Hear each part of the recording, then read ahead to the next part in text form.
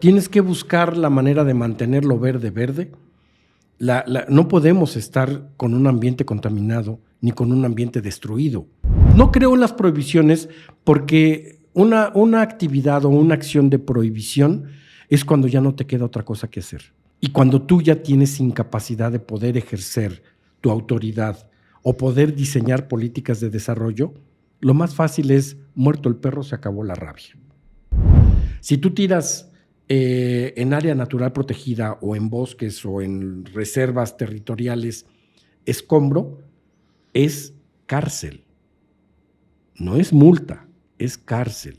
Nosotros no somos la naturaleza, porque la naturaleza es algo que crea, algo que tiene la capacidad de procesar y de restituir y de deshojar o de sí, en la naturaleza no hay residuos. No hay residuos, porque todo lo que la naturaleza crea es capaz de reutilizarlo y de reintegrarlo. La norma 161 de planes de manejo, la intención era que se organizaran los industriales por tipo de residuo, no por empresa. ¿Qué es lo que se está aplicando actualmente? Aplicar un plan de manejo empresa por empresa.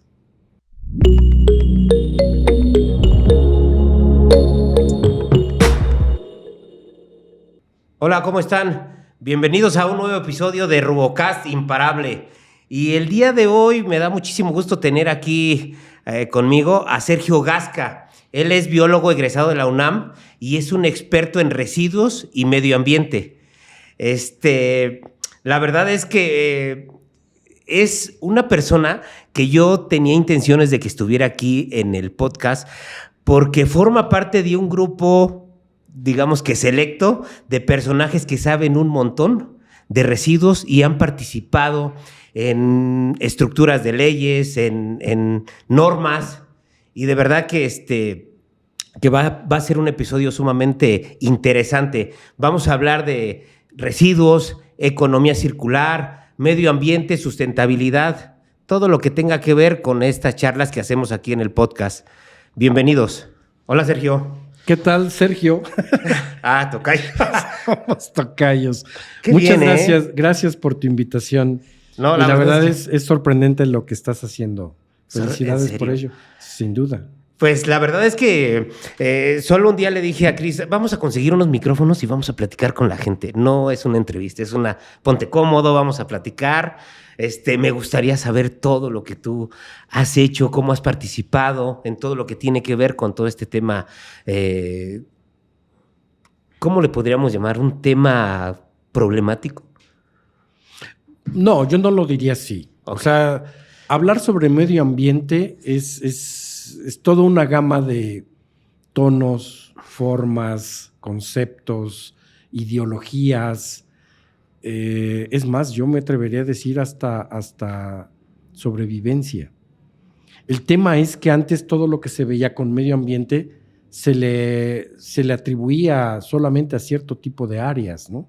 Entonces, por ejemplo, yo soy biólogo y cuando tú hablas de un biólogo, siempre te imaginas que está en el mar o en el bosque o en un laboratorio viendo bichos o contando patas. La neta, la verdad. Bueno, aquí hemos tenido a cuatro Ajá, biólogos. Pero y la verdad es que no es... Te aseguro que todos somos biólogos diferentes. Claro, sí, sin claro, duda. Sí, son diferentes todos. Si yo te contara que originalmente en la escuela, en la universidad, yo me estaba especializando en biología marina. Y me estaba especializando en corales, arrecifes de coral. Dime en qué momento brinqué de los arrecifes de coral a la basura. No sé, tú dime. Ve, o sea, sí. Es un cambio sustancialmente diferente. Y es que en el caso de nosotros los biólogos, la vida te va llevando a diferentes rubros y por diferentes caminos. Y ya depende de ti cómo los quieres afrontar, ¿no? Cada uno de ellos. En ese sentido, yo tuve la fortuna de entrar al Instituto Mexicano del Petróleo poco después de que salí de la facultad. Y ahí pues realmente fui formado en lo que le llamaban la agenda gris. La agenda gris, no sé si sabías, hay una agenda gris y no había escuchado acerca de eso. Una agenda verde. La agenda verde es todo lo que tiene que ver con bosques, animalitos, plantas y demás, coloquialmente hablando. Por favor, espero que no se sientan ofendidos algunos. Y la agenda gris es todo lo que tiene que ver con contaminación. Contaminación de agua, de aire, de suelo. Bueno, ahí está algo interesante. Hablaste de una agenda verde y una agenda gris. Ahorita, ¿cómo se ve? ¿Se ve gris con una transición hacia lo azulado y verdoso o al revés? No tienes que buscar esa transición. Claro que no. Tienes que buscar la manera de mantenerlo verde. No podemos estar con un ambiente contaminado ni con un ambiente destruido, porque destruir ese ambiente es destruirte a ti. Claro. Y los ejemplos en el mundo son de siempre. Piensa, por ejemplo, que los ingleses tienen unos bosques maravillosos, pero primero se los acabaron. Igual sucede con algunos vecinos del norte que tienen bosques maravillosos, pero que son bosques creados, son recuperados. Son regenerados. Entonces, nosotros los mexicanos, hay muchas evidencias de ese deterioro que hicimos al medio ambiente. Por ejemplo, si tú ves imágenes de satélite de las fronteras mexicanas contra Centroamérica, ves las diferencias de vegetación. Y no necesitas un borde, no lo necesitas. Se ve claramente en las imágenes dónde comienza México y dónde está lo demás. Y digo, no tengo mucho que explicarte que la parte deteriorada es la mexicana. No me digas, no. Por supuesto, hay deforestación enorme.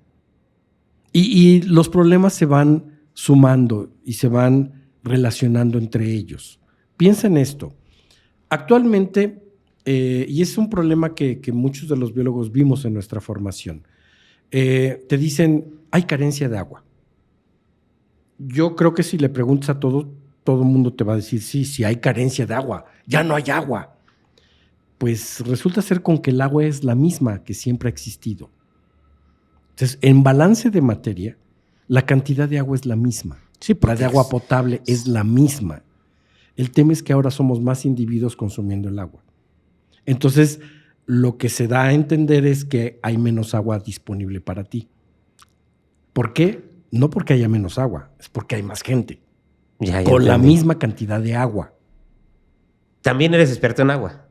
Pues originalmente yo fui instructor de procesos biológicos de tratamiento de aguas residuales en el Instituto Mexicano del Petróleo. Sí. Entonces conozco muy bien los procesos biológicos, pero al mismo tiempo me fui metiendo con la industria.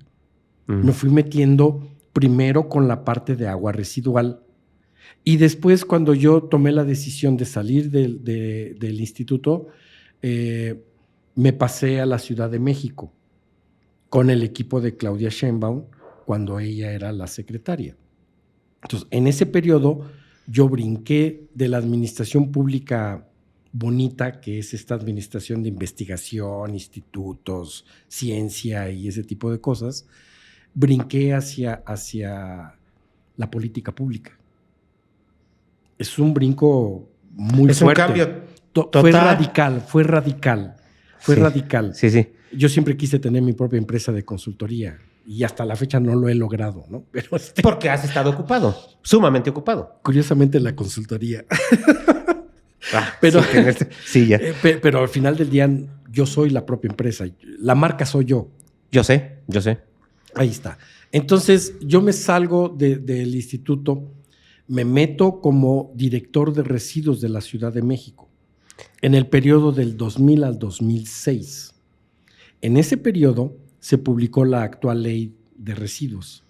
Se publicó tanto la LGPGIR, o sea, la Ley General de Prevención y Gestión Integral de Residuos, la federal, pero antes de esa, unos meses antes, se publicó la Ley de Residuos del Distrito Federal. ¿Están armonizadas esas dos? En principio sí, claro. Okay. Ahora ya no tanto.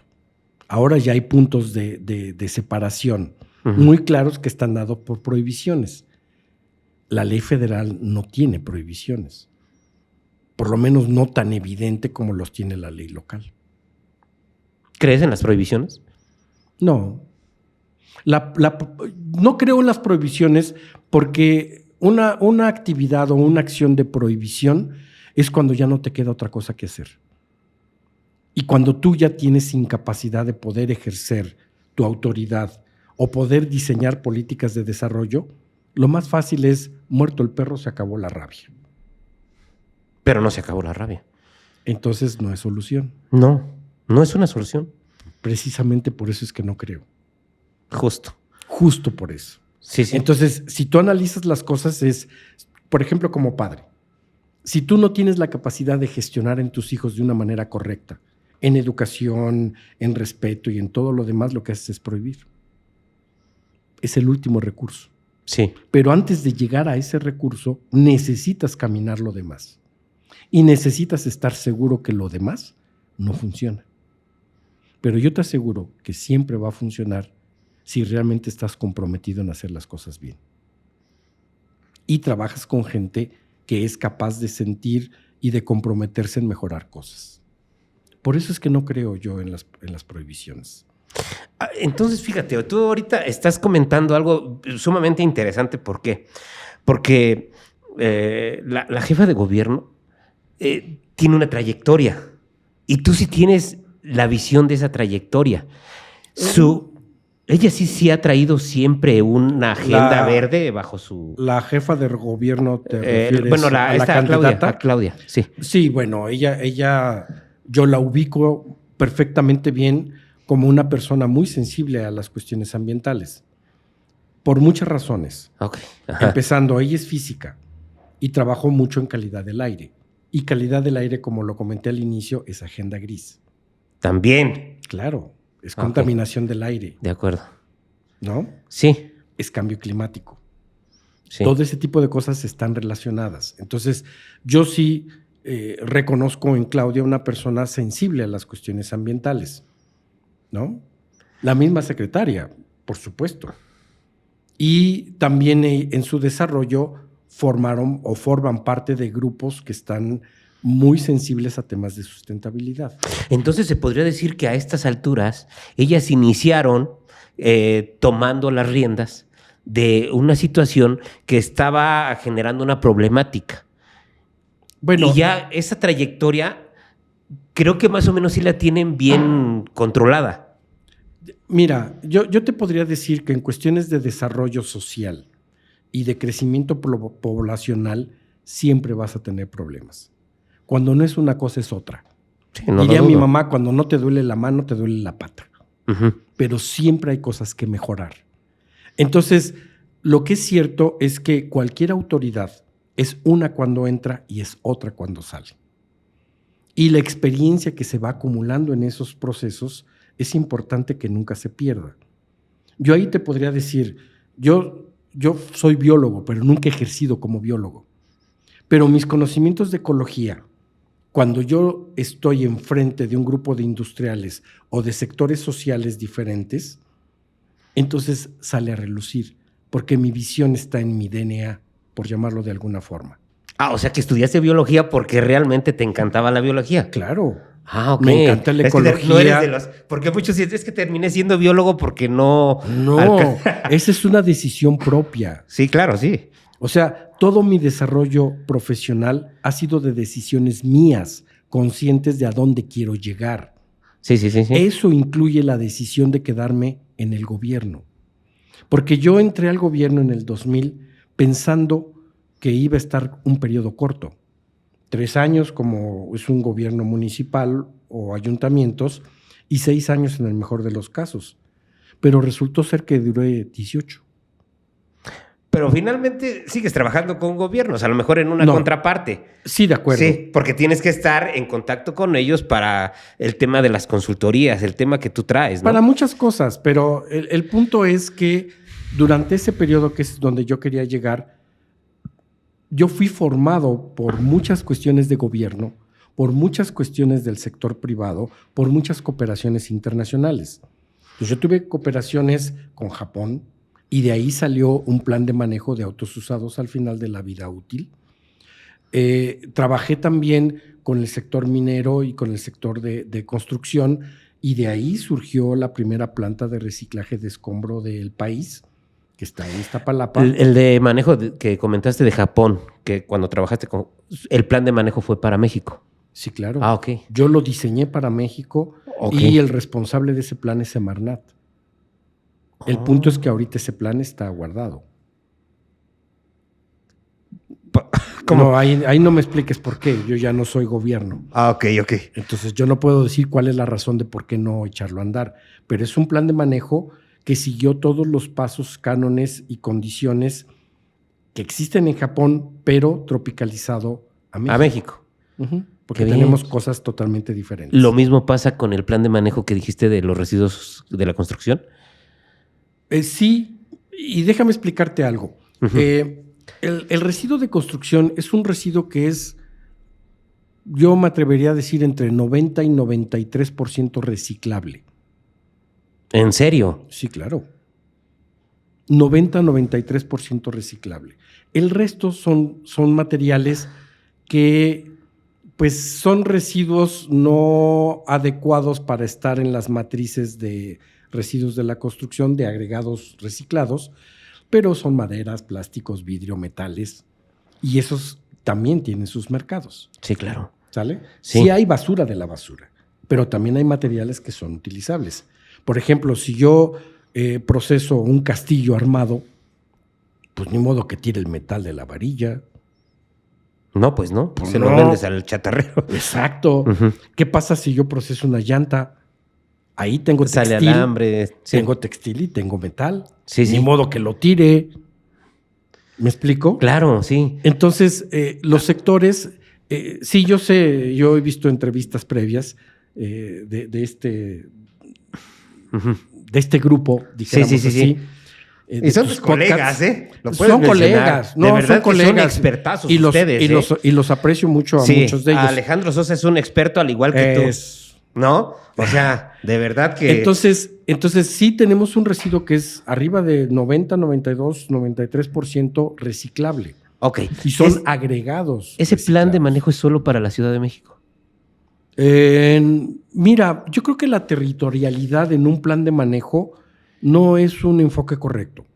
O sea, el mismo plan de manejo funciona para el Estado de México, funciona para Guanajuato, para Quintana Roo, para Michoacán. El tema es que la autoridad lo sume dentro de su propio Yo actuar. estoy completamente de acuerdo con eso que estás diciendo, pero nadie, o no he escuchado a nadie por fuera, a excepción de Querétaro, que sí utilizaron residuos de la construcción para hacer un edificio.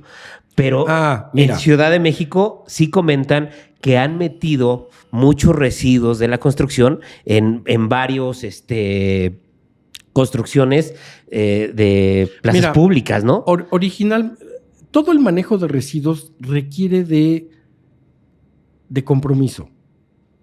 O sea, no se trata de reciclar por reciclar. También hay cosas que no debes hacer o que es mejor no hacer. Sí. Una de las condicionantes cuando yo empecé con el tema de residuos de la construcción es que el material, aunque sea muy bueno, no debería ser usado en obra estructural. Obra estructural es un edificio. Obra estructural es un muro de carga. Oh, de acuerdo. Ok, de acuerdo. Whatever that means. Ok. O sea, estés donde estés, un muro de carga es un muro de carga. Claro. Y si ese muro de carga se cae, daña la estructura de un edificio. Entonces, ¿qué pasa? En la época en la que estos planes de manejo empezaron a surgir, que estamos hablando del 2003, 2004, ahí surgió la primera planta de reciclaje de escombro que se llama Concretos Reciclados. En esa época el acuerdo era no dirijamos el uso de material reciclado a obra estructural. Dedícalo a banquetas, relleno de zanjas, bases o subbases para caminos, o sea, obra no estructural. No es que no se pueda. Eso está escrito en el plan de manejo. En el plan de manejo formalmente debe de estar escrito en algún lugar. Sobre todo debe estar escrito en el reglamento de construcción. Sí.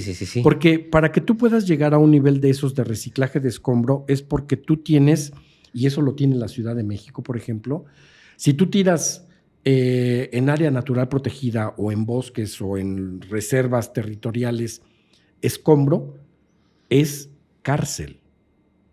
No es multa, es cárcel. El tema aquí es cómo aplicas la ley.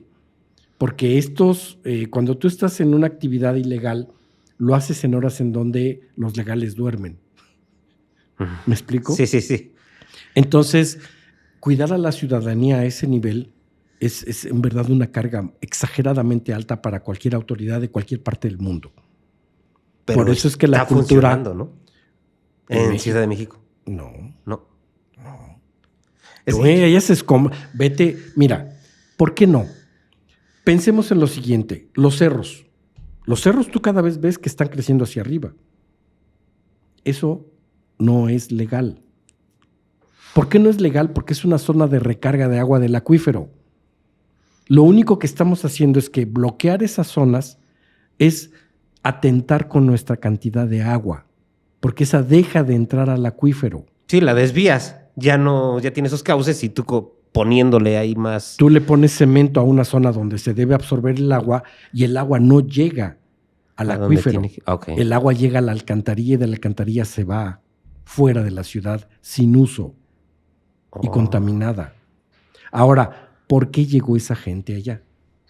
Por pobreza, presión social, marginación y todo eso que son deficiencias del desarrollo social. Uh-huh. Pero cuando tienes mayor presión social, entonces entran grupos políticos que apoyan esas zonas y entonces hacen que les llegue pavimento, agua potable, luz, teléfonos, y lo único que estás haciendo es expandir la mancha urbana. Y la estás expandiendo a zonas que no deben estar ahí.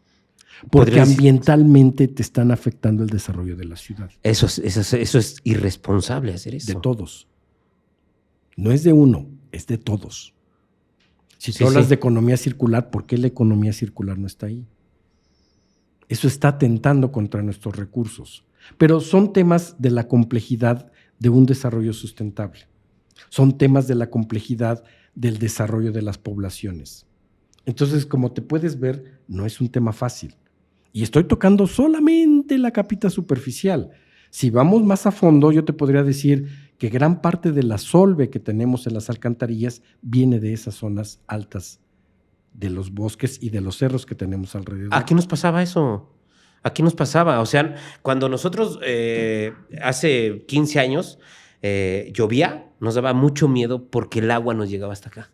Pues y era por todo el agua que venía de San Pedro. Y por la deforestación que hay allá arriba. Y el agua ya no se retiene. El agua fluye. Exactamente.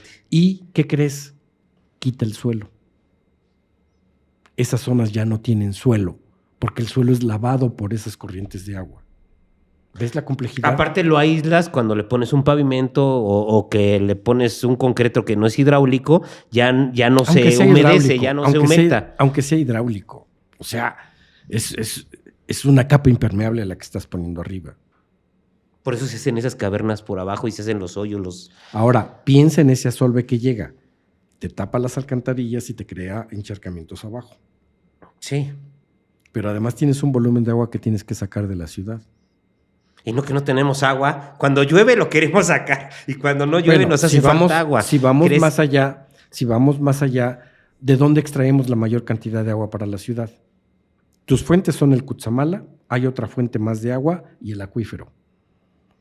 Si al acuífero del que tú estás extrayendo agua no tienes el equilibrio ecológico y el balance hidráulico correcto, estás como con una esponja llena de agua.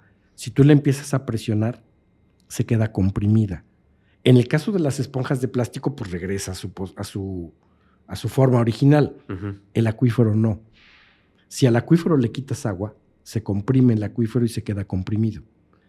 Y lo que tenemos de todas esas variaciones que hay en los caminos, calles, etcétera, etcétera, es desecamiento del acuífero. Y ese desecamiento es porque sacas agua, pero no la regresas. Y el regresar el agua está en esas zonas altas de los bosques, de los cerros. ¿Ves la complejidad? Claro, es súper complejo. Pero vamos todavía más allá. Uh-huh. Esas deformaciones que tienes te provocan las fugas que hay en la vía pública. Tú tenías tuberías de concreto. O sea, digamos que todo eso ya está obsoleto. No es que esté obsoleto. O sea, estamos atentando contra nuestro propio desarrollo ambiental y no te das cuenta. Entonces, pero la gente sí escucha, por ejemplo, ya para el otro año, ya en junio ya no va a haber agua. Pero no saben la razón, la causa. Pero te sigues subiendo al cerro y sigues ocupando el cerro. Y si te dicen bájate, a ver, bájate. No, pues yo ya aquí ya me estaba ¿Verdad? Pues yo, ¿por qué? Que se baje mi vecino. Sí, Esa es la política de la política aplicada a mi vecino, no a mí. ¿Entiendes la complejidad? Sí, está sumamente complejo. Muy complejo. La Ciudad de México es una ciudad que ha tenido muchos esfuerzos económicos. Le llaman muchas veces, le llaman el milagro de la Ciudad de México, porque en verdad es un milagro mantenerla en operación. Con estos temas de agua tan fuertes. Digamos que ella como que está aislada, la Ciudad de México. Tú dijiste que no querías hablar mucho de la territorialidad de las cosas, pero si está completamente aislada, no tiene... La ciudad como tal está en una cuenca cerrada. Sí, no tiene muchas opciones. Pues o sea, no. ¿por qué? Esta pregunta, a lo mejor me va a salir un poquito del tema. Ya nos salimos totalmente. No. Pero no, es que estamos hablando de cosas ambientales, que no sabe la gente. O sea, ¿no? ¿Qué pasa, por ejemplo, con esa idea? Para mi punto de vista, esa idea, ¿será una realidad basura cero en la Ciudad de México? Mira, yo no creo... O sea, como política y como eslogan está bien. Ok, ajá. Como realidad es imposible de alcanzar. ¿Por qué razón? Porque siempre tienes fugas, siempre tienes un residuo que no puedes manejar. Uh-huh. Pensemos que la ciencia, vayámonos al plástico. ¿Cuántos tipos de plástico hay? ¡Puf! ¿Cuántas combinaciones entre esos plásticos hay? Muchas. Y cada una responde a diferentes aplicaciones. Sí. Nosotros no somos la naturaleza, porque la naturaleza es algo que crea, algo que tiene la capacidad de procesar y de restituir y de deshojar o de sí, en la naturaleza no hay residuos. No hay residuos, uh-huh. Porque todo lo que la naturaleza crea es capaz de reutilizarlo y de reintegrarlo. Pero llega el hombre con su capacidad de ciencia y de desarrollo y modifica el medio ambiente. Entonces empiezas a crear materiales que tú no eres capaz ni de recuperar, ni de reprocesar. Hay muchos materiales que no tenemos la capacidad de volverlos a procesar. Entonces no son solo bolsas, popotes y platos de unicel. O sea, que no. ¿Qué haces con un zapato deportivo? Bueno, en esencia tendrías que sacar todos los componentes diferentes y seguramente hay hule, hay plásticos, hay textiles, pero también hay otros componentes. Piensa en una sala. Sí. O sea, una sala tienes madera, tienes metal, tienes plásticos, tienes textiles, pero son impregnados con una sustancia química que reduce las posibilidades de incendio o lo retarda, los retardantes de flama. Okay. Esos materiales todos esos son que hablaste de la sala. Peligrosos. Okay. No, recubres toda la sala. Ok, sí. Estos electrónicos los recubres, las computadoras las recubres. El cable de la luz. Todos esos recubrimientos tienen retardante antiflama. Tienen retardantes y muchos de los retardantes son contaminantes orgánicos persistentes. Y esos contaminantes pueden causar cáncer. Por eso es que cuando un aparato electrónico es desmembrado a media calle, que lo hay en la Ciudad de México, o que el cable es quemado para extraer el metal, el riesgo de la gente que está expuesta a esos humos es exageradamente alto. ¿Por qué razón? Porque esos compuestos sí son cancerígenos. Y un compuesto de este estilo, un compuesto químico cancerígeno, a veces no lo sientes. O sea, si tú te quemas, sientes y te retiras. Pero si tú te estás tomando un chochito de nitroglicerina, pues estoy inventando. Claro. Y ahí estás duro y dale, vas duro acumulando y dale. En tu cuerpo. Vas acumulando y al rato... Sí, entiendo. Y las cuestiones de toxicidad es un tema igual. O sea, el plomo. El plomo, tú me dirás, es que ese es un metal pesado. No porque pese, sino por... Sí, así le llaman a los química, metales pesados que hay pero muchos de los metales pesados, algunos son bioacumulables, otros no, otros son bajo ciertas condiciones, etcétera, ¿no? Entonces, sí necesitas a la ciencia para poder entender los problemas ambientales y los problemas alrededor de residuos. Sí. Si yo me pongo a triturar carcasas de computadoras a media calle, pues pareciera que no me pasa nada y que con una mascarilla simple lo resuelvo. Pero no, estás metiendo a tu cuerpo contaminantes orgánicos. Y estás emitiendo esos tipos, eso que le llaman microplásticos, ¿no? No, esa es otra historia. Estoy hablando de los contaminantes. El microplástico simplemente es la O fragmentación. micropartículas, pues. Sí. Las partículas 2.5, Ok. por ejemplo, ¿no? Ujú. Que son partículas, el asbesto, ¿por qué se quitó?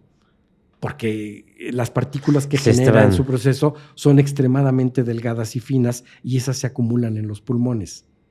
Y al acumularse en el pulmón te pueden generar un problema de salud. A ver. Ahí está interesante. Entonces, ¿tú crees que el asbesto lo hayan prohibido? ¿O esté prohibido? ¿O lo dejaron en desuso por este tema? Sin duda. ¿O fue No. algún problema de... Fue un problema de salud pública. Ok. Sí, porque luego son guerras comerciales, ¿no? No, usa mejor de plástico porque este se desprende y te daña. Pues, mira, si yo fuera estricto en los análisis, yo te diría que nadie tiene el conocimiento pleno de cómo pasan las cosas en el medio ambiente. Nadie.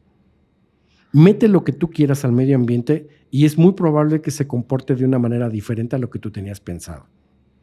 O no totalmente como tú lo tenías pensado. Entonces, por supuesto que hay muchas guerras comerciales que distorsionan las imágenes de los productos. Ujú.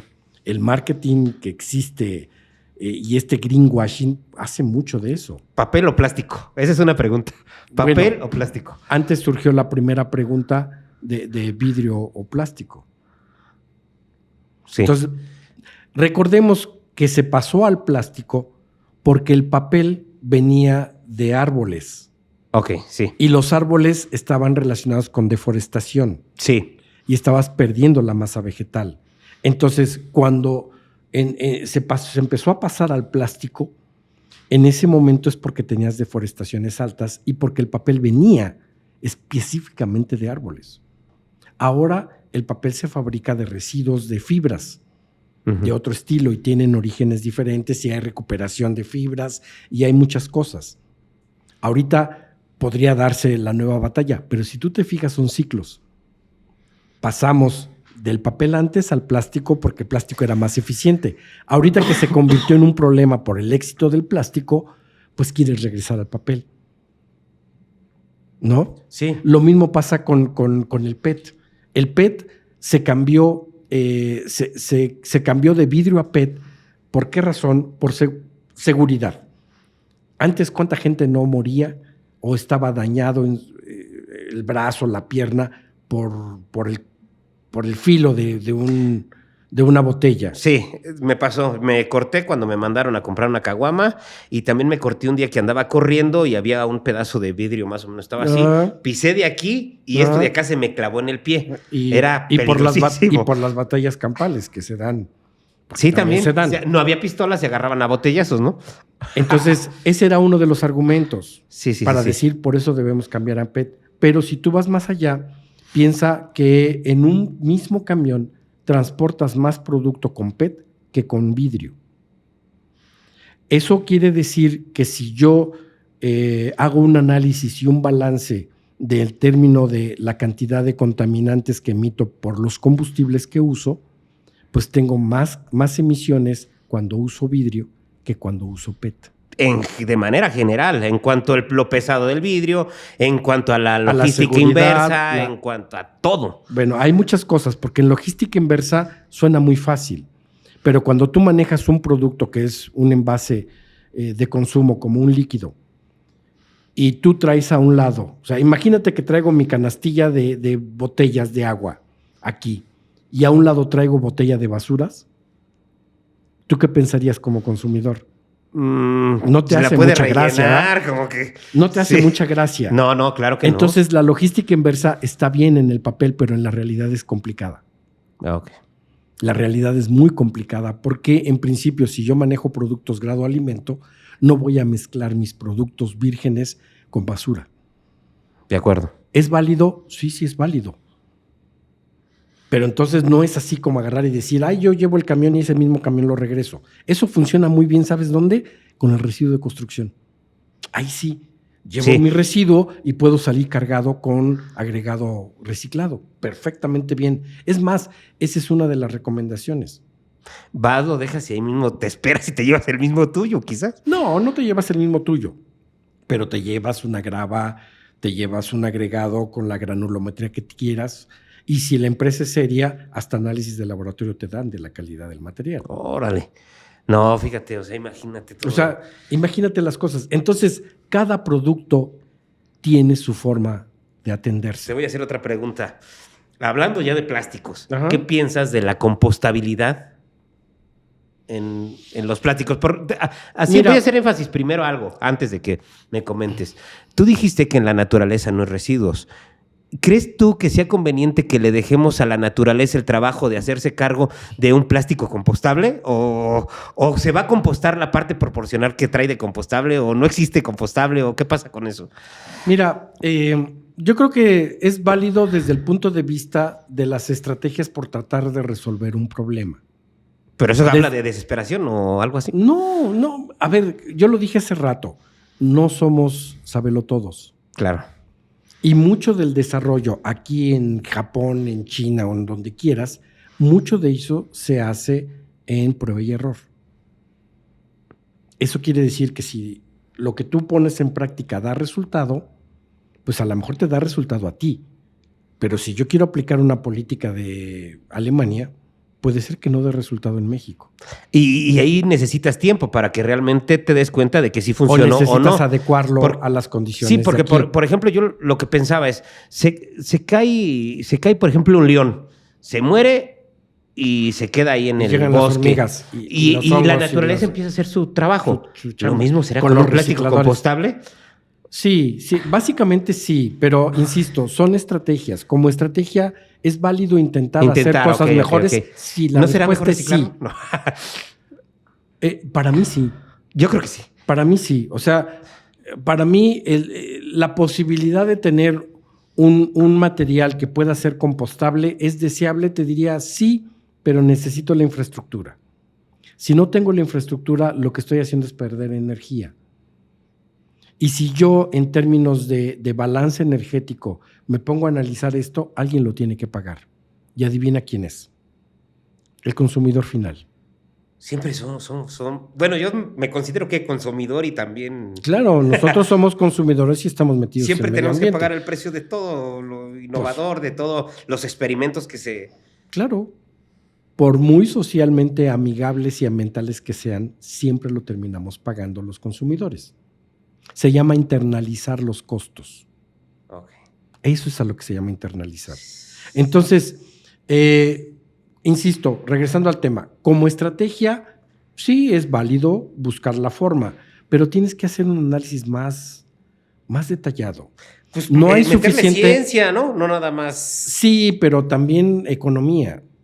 Ah, claro. ¿Por qué economía? Porque no hay suficiente materia prima para sustituir a todo el plástico con compostables. Número 1. Okay. Número 2, estás empleando energía que vas a tirar.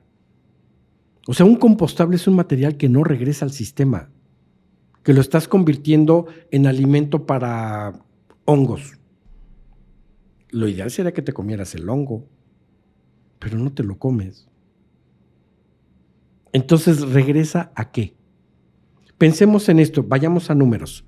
La Ciudad de México genera 12,000 toneladas, 13,000 toneladas de residuos. Sin los de la construcción. Sin construcción, porque ese es otro peso. Sí. En términos de peso, el residuo de la construcción mínimo es un 30%. Mínimo. Sí. Cuando yo fui funcionario, ahí, por ejemplo, se inició con un reconocimiento de 200 a 300 toneladas al día. Después de muchos años cambió a 3,000. Y aún así creo que estamos bastante cortitos al día. Pero es otra historia. Entonces, de la composición de basura, de esas 12,000, el 45% es residuo orgánico. Un residuo orgánico que en algún lugar se degrada. Generando emisiones. Sí, depende de dónde se degrade. Oh. Si yo lo degrado en una composta, no genera esos gases. O sea, no genera metano. Si yo lo genero, o biogás, si yo lo genero en un relleno sanitario o en un sitio, en un tiradero, eventualmente se va a generar biogás. Y en el biogás viene el metano. Y ese es mucho más problemático porque es uno de los precursores de calentamiento global. Ok. ¿Ok? Sí. Entonces, depende cómo lo degrade, es la forma y el efecto que puedo tener. Son los bichos y son los productos que yo puedo obtener. Entonces, si yo produjera o si yo tratara todo el residuo orgánico de la ciudad, que estamos hablando de, ¿te gusta que 5,000 toneladas al día?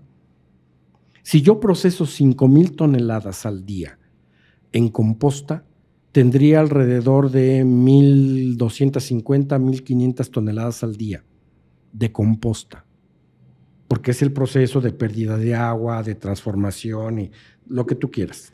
¿Sale? Sí. Así está. En balance, créemelo, es más o menos un cuarto. Uh-huh. De ese cuarto que yo tengo, diario tendría 1,500 toneladas de composta. Después de tu primer cosecho. Todos los días. Si yo proceso las 5,000 toneladas, voy a tener 1,500 todos los días. Echa tus números. Ahora dime, ¿cuántas veces le pones a tu jardín composta al año?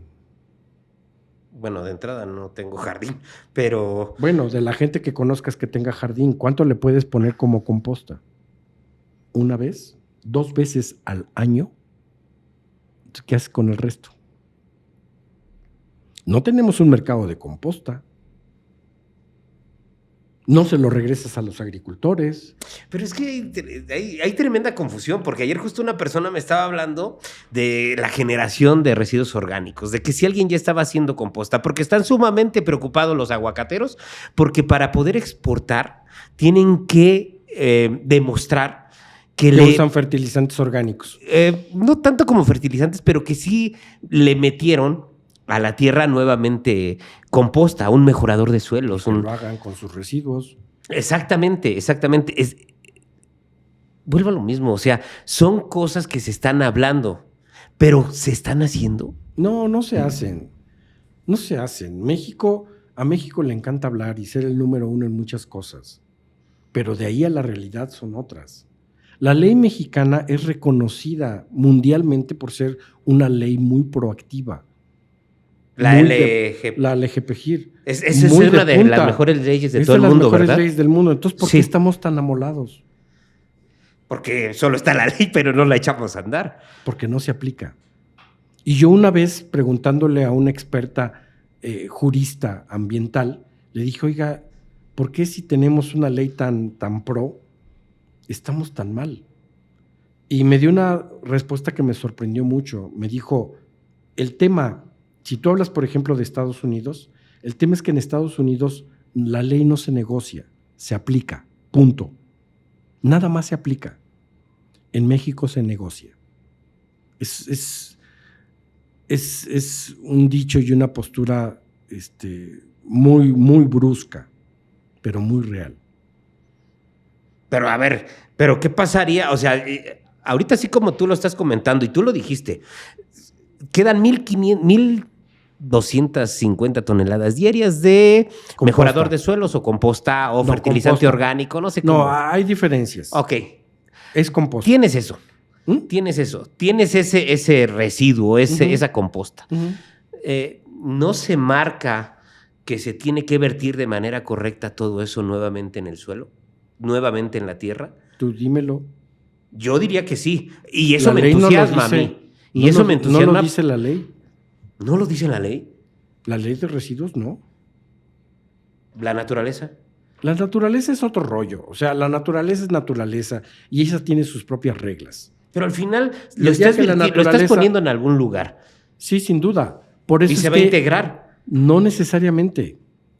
Porque yo lo tengo en una planta de composta, por ejemplo, Bordo Poniente. Ahí hay una planta de composta, pero no puede tener eternamente un almacén de 1,250 toneladas todos los días. No hay espacio. Es como si tú en tu planta tuvieras siempre 100 toneladas al día en tu planta y no los puedas mover. Tú dijiste, ¿qué pasa? No hay mercado.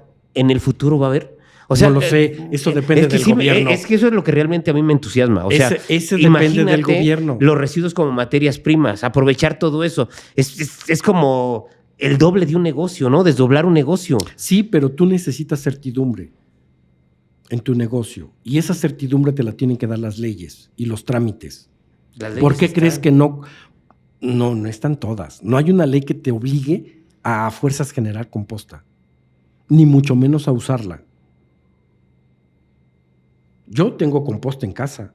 Yo hago composta. Yo tengo años que no saco residuos orgánicos de mi casa. Y la reintegro a mi jardín y al rato traigo jitomates por todos lados y chiles y no sé qué. Hasta árboles de aguacate. Tengo como 5 árboles de aguacate que van surgiendo de ahí. De acuerdo. Pero yo no puedo estar moviendo composta. Yo ahorita ya tengo necesidad de regalársela a mis vecinos. Es codiciada, ¿eh? Ahora. Sí, antes ahora. no. Sí, yo es lo mismo que pasa con... Si tú que has seguido el tema de plástico, ahora decir que tienes un plástico reciclado o que tiene un porcentaje alto de reciclado, es de caché.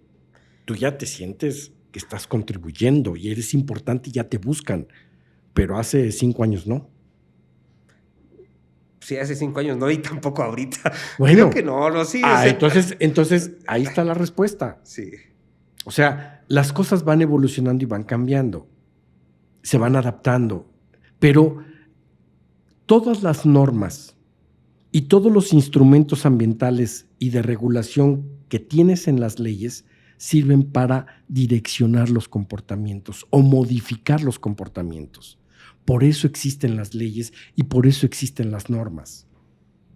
La norma 161 de planes de manejo, la intención era que se organizaran los industriales por tipo de residuo, no por empresa. ¿Qué es lo que se está aplicando actualmente? Aplicar un plan de manejo empresa por empresa. Y lo único que estás haciendo es corroborar el viejo dicho que dice divide y vencerás. Dividieron el esfuerzo. No es lo mismo estar toda la industria del plástico enfocado en una sola línea, metiéndole a una sola estructura, que estar dividiendo los esfuerzos en cada uno de los productores o fabricantes. Ya entendí. Caso ejemplo, el ejemplo más claro es este de autos usados. ¿Cuántas marcas de carro hay? Ya hay muchas.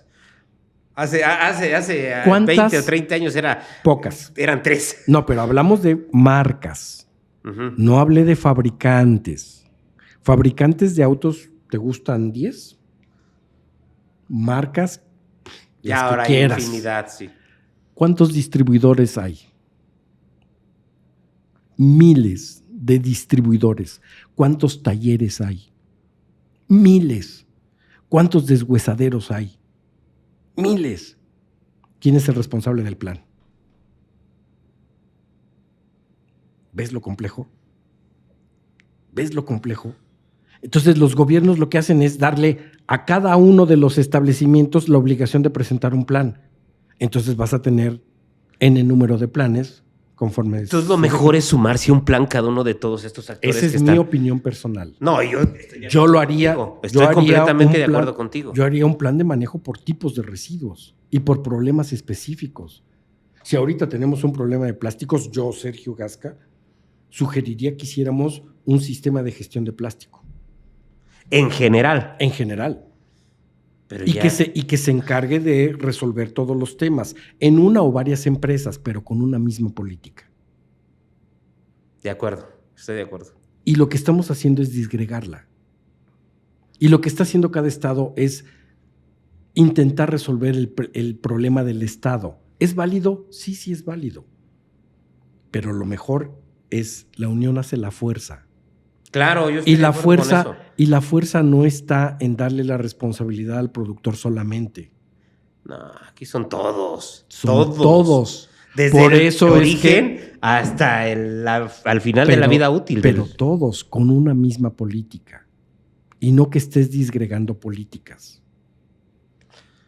Y me vas siguiendo. Sí, perfectamente. Todo esto. O sea, y siento feo. O sea, y a lo mejor, pues sí, o sea, ¿cómo es posible que hayan estigmatizado solo a unos cuantos? Bueno. Y en específico casi a 3. Pues sí. O a 4, ¿no? Pues sí. Y además, si tú ves el porcentaje que estos tienen en la cantidad de residuos, te das cuenta que es 1%, 2%. Y hay problemáticas más serias que esto, ¿no? Claro, pues lo platicamos hace rato, todas las toneladas que hay de residuos orgánicos. Y hay mucha presión social por parte de otros, incluso continentes, ¿no? Que te tienes que alinear con lo que se está haciendo Bueno, allá. eso es toda la globalización que hay, ¿no? A eso te lleva la globalización. Pero además hay problemas que son comunes del planeta.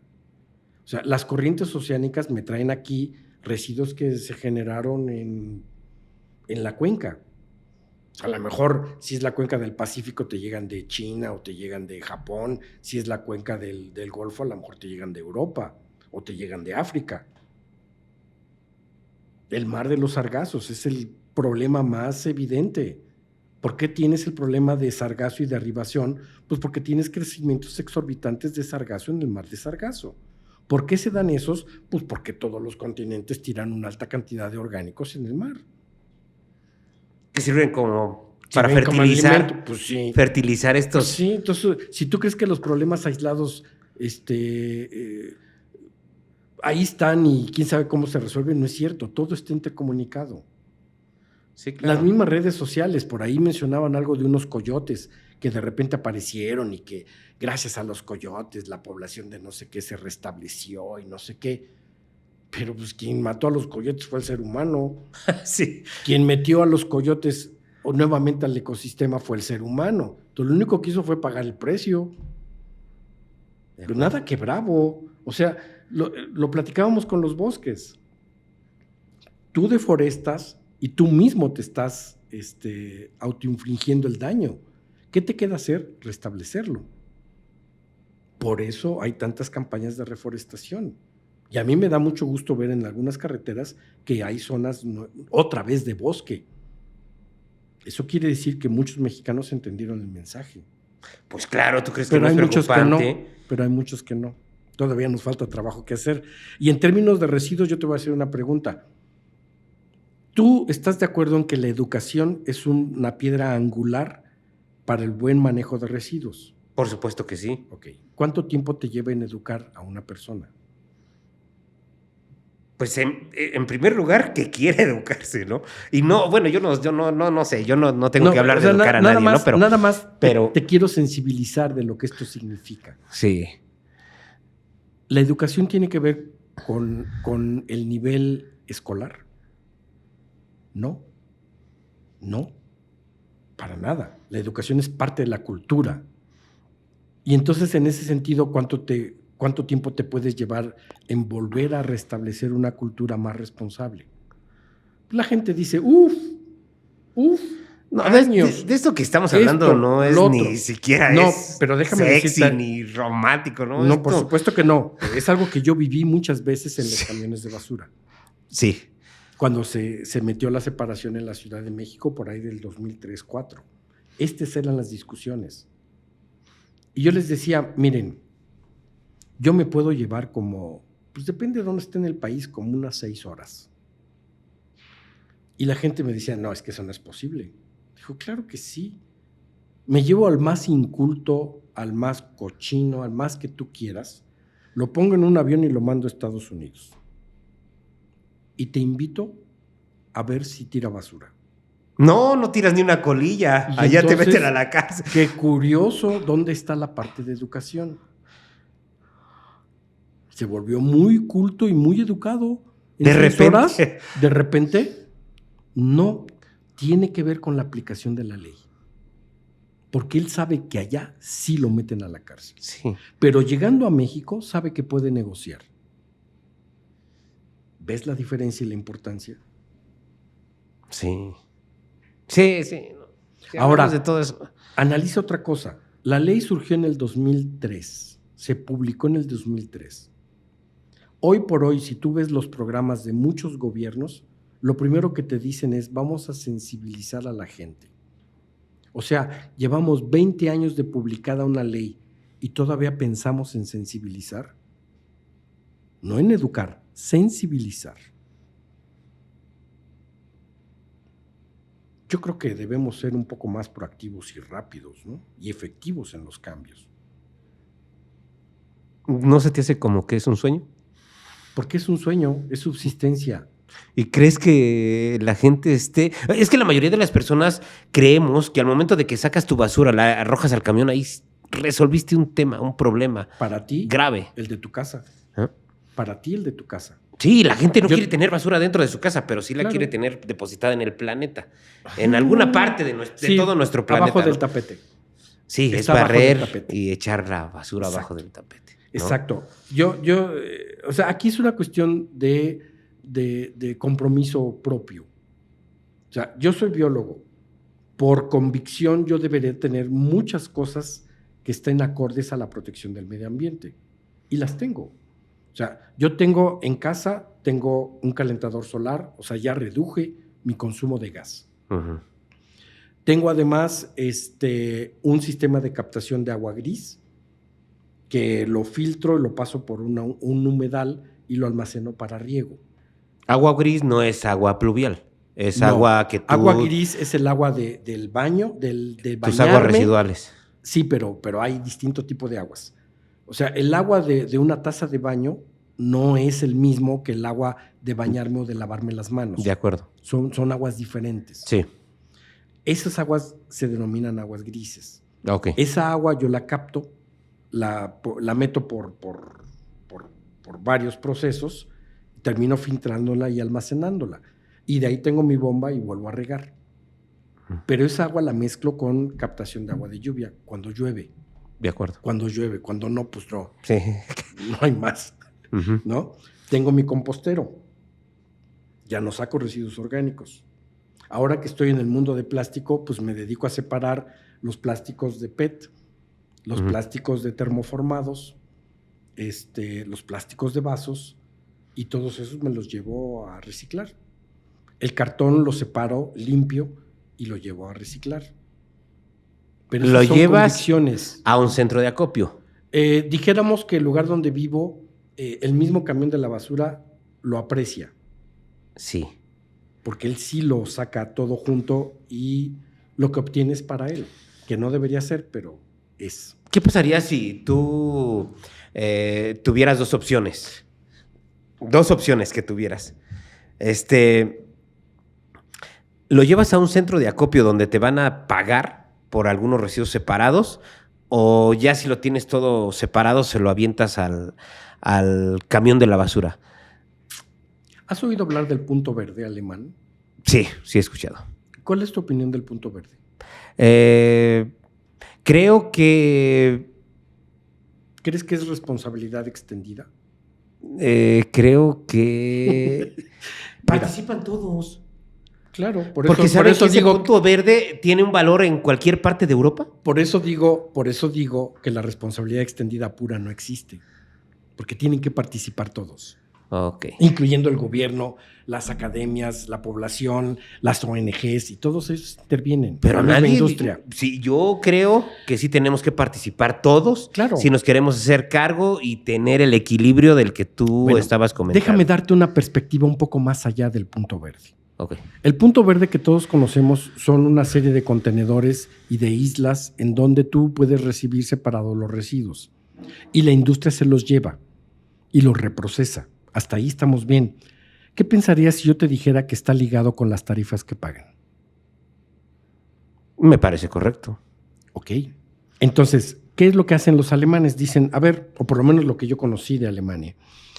Dicen ellos, tú tienes una tarifa por la cantidad de kilos que tú tiras al día y te doy un bote de ese tamaño. Un bote de 100 litros, de 90, de 120, de lo que sea. Pero si tú reduces esa cantidad, entonces yo te cobro menos. Si tú generas más, te cobro más. Y eso sigue el concepto del que contamina paga. ¿Sale? Ok. Yo pago más porque genero más. Si genero menos, debería pagar menos. Y entonces esa tarifa variable va ligada con los centros de acopio y con los puntos verdes. Sí. Porque entonces la gente dice, a ver, Reduzco, vendo y obtengo. No, Es no algo vende, no vende. Centros de acopio. No vendes. En Alemania no lo vendes. Solo vas y lo depositas. Solo vas y lo depositas. ¿Dónde está tu valor en la reducción de la tarifa? Sí, ya no pagas. Ya pago menos. De acuerdo. No es que no pagues, pagas menos. Sí. Usas un bote más pequeño. Un bote más pequeño. Y todo lo demás lo meto a los sistemas para que vuelvan a funcionar. Pero ¿dónde está mi ganancia? Que yo pago menos tarifa. Sí. No entiendo. necesitas más, porque tú no eres vendedor. Ni es tu negocio ser vendedor. En verdad, Pero aquí Sergio. No le sirve a la gente para por lo menos 1 kilo de Todos. tortillas. A ver, vamos a ponerle en tu caso. Ujú. ¿Tú lo harías por eso? No, yo no lo haría por eso. Bueno, ¿cuánta gente no hay en la misma situación que tú? ¿Y cuánto es el nivel de personas que sí lo hacen por esa razón? Estás hablando de subsistencia. Cuando tú manejas los residuos para comprarte 1 kilo de tortillas es subsistencia. Y eso es pobreza. Y eso debe tener otro tipo de atenciones de gobierno.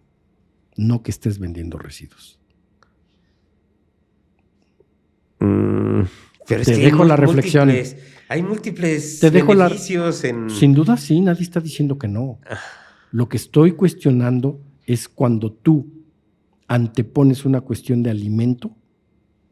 Bueno, a la que no lo venta uses para las de tortillas, que lo uses para otra cosa. Bueno, pues tú me llevaste ese tema. Ok. Pero entiendes la perspectiva. Sí, claro, la entiendo perfectamente. Ahora, los sistemas en el mundo que funcionan bien son sistemas que son integrados. Y los pepenadores no están en la calle, están en plantas. No es que no exista, están en plantas. Y los sistemas están integrados. Entonces, México no tiene tarifas. Casi ninguna parte de México paga por la basura. Aunque tú me digas que sí, pero realmente no. No, en Estados Unidos yo me acuerdo que llegaba un bill o les llamaban un recibo del pago de... De manejo de residuos. Sí, así es. Aquí no. Sí. Entonces, ¿cómo quieres mantener sistemas si no tienes dinero?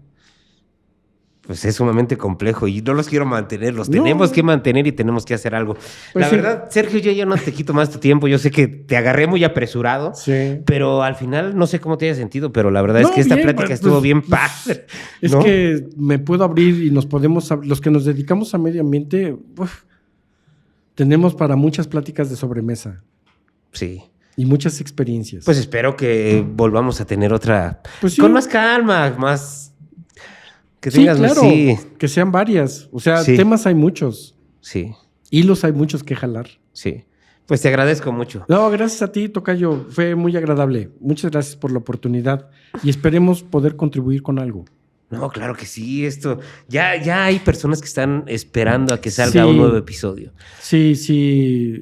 Por eso entré diciéndote felicidades. Este esfuerzo no es fácil hacerlo.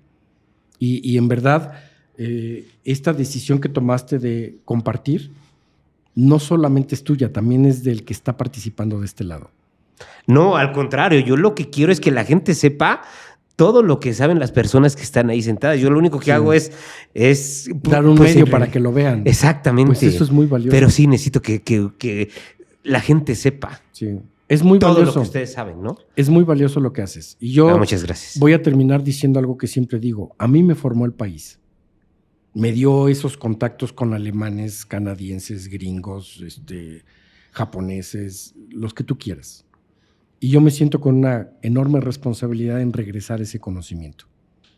Pues- Entonces, eso quiere decir que el día que quieras. Sí, muchísimas gracias.